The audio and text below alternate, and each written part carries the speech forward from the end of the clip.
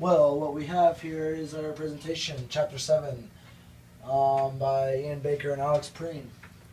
Here is our overview of this chapter.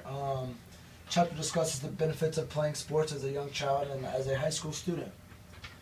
Staying active in extracurricular activities is essential to young teens and children for social, physical, and mental health, and studies have shown that extracurricular activities have helped kids out of trouble.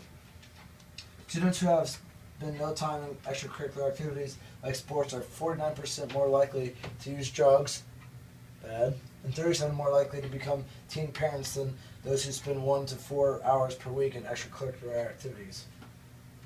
More than 650,000 boys and girls ages 7 through 18 have participated on more than 50,000 teams sanctioned by the American Youth Soccer Organization.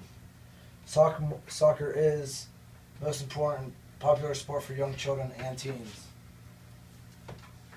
One modern challenge. The challenge is to give all kids equal opportunity in youth and high school sports, and that means playing time, a good education on the specific sport and they play, a leadership and guidance by coaches.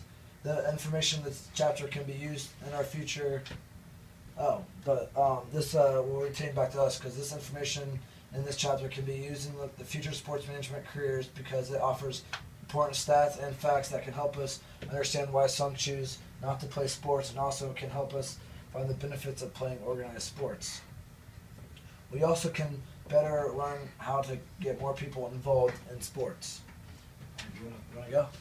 Of course I do. What do I Just hit the next slide. I don't think you need a chair. No. I'm an arrow. Go. Chapter summary. You don't need to stand on a chair, too tall.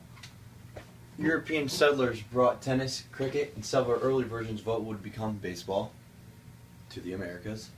Africans brought to the U.S. as slaves through javelin, boxed, and wrestled. Programs were ran under the auspices of secondary educational institutions, did not emerge till mid-19th century. 1838, educator Horace Mann noted in an increasingly urbanized United States, outdoor recreation space was becoming scarce and children were at risk of physical deterioration. Urban populations were doubling due to immigration. Private schools in the United States were the first to provide athletic participation opportunities.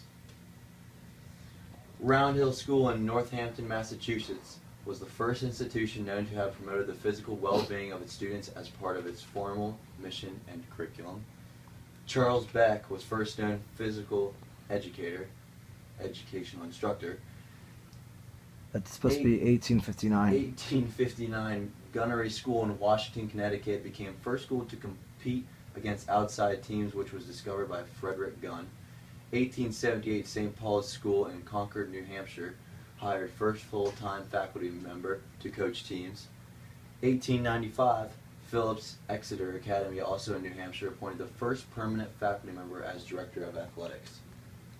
1888, Interscholastic Football Association was formed between public and private schools. After World War I, school sports for males were permitted to physical training for the armed forces. 1918, only 1/3 of grade school students went to high school, and 1/9 of them graduated high school. It's awful. Sucks. Industry format. In today's world, sports is first and foremost a business, and professional sports are billion-dollar industries. Youth sports, including high school, is more about the players in the actual sport rather than entertainment and being money-driven like professional and collegiate sports.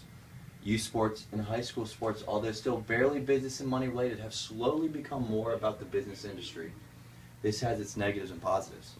The negatives take the focus off of playing part of the sport. It involves too much politics when the money and sponsors are involved, and it puts unnecessary pressure on these young adults and children.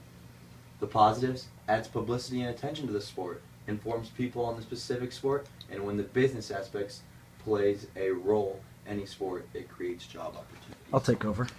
Alrighty, Mr. Prink. Career implications. This information has informed me on the history of sports and business of it all. This will relate to my path and help my knowledge with how much each perspectives matter and to take it seriously. Sports is very popular in today's society, and knowing a lot about them is your job is the best. This will fit into my process by just giving me more knowledge and experience with past history and present. That's our